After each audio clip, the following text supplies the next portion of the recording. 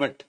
Our forces were cut down by 1,80,000. Who did it? What about the threat assessment? You saved money. नमस्कार, मैं रमन कुमार। आप देख रहे हैं समाचार।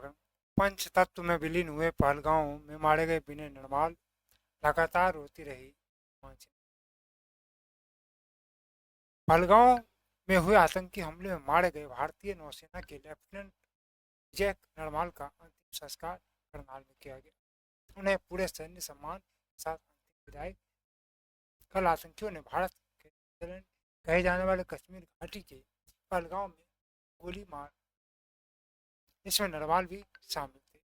आतंकियों के इस कायराना हमले से पूरे देश में गुस्सा है और तोड़ जवाब देने की मांग की जा रही है। नरवाल की शादी अभी 8 दिन हुई थी।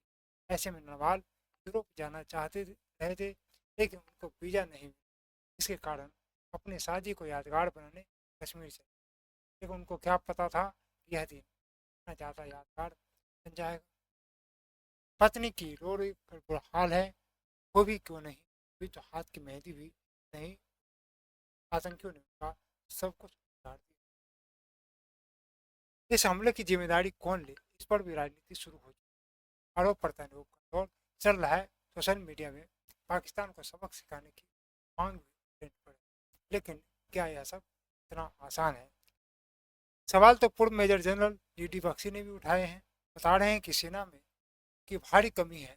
कोरोना के बाद से सेना की कोई भर्ती नहीं की गई। इसके कारण सेना में बहुत से पद खाली है। आखिर लड़ने के लिए सेना तो चाहिए।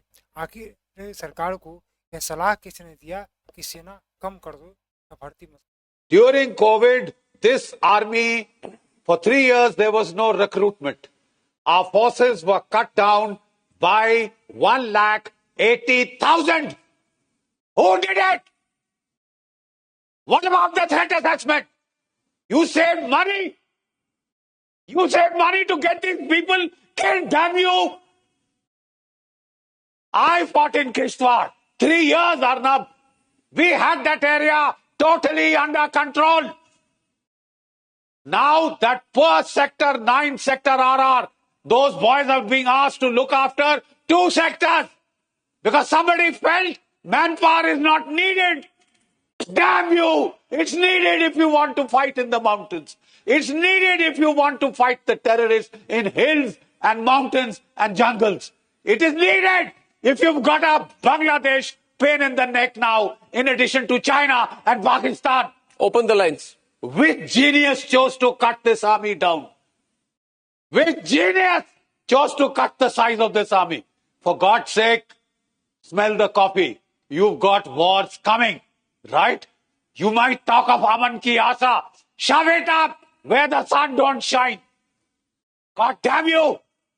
You can't do this to us. You can't do this to our boys. Let them fight. Loosen their damn hands. All right? Whatever you have to spend, get your Jaguars. Get your Jaguars out of the way. Get your Rafales. Get your 5th generation fighters. Get more of your ATACs, which you are making at home. Don't buy just 300. You need 1,300. Get ready to fight, boy. Read the signal. You've been talking of taking POK. Sir, we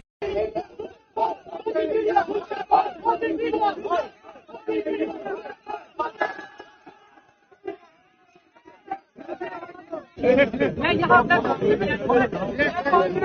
journalist हूँ। अमन जी बात करें। अमन जी, आप लोग मेरे साथ गाली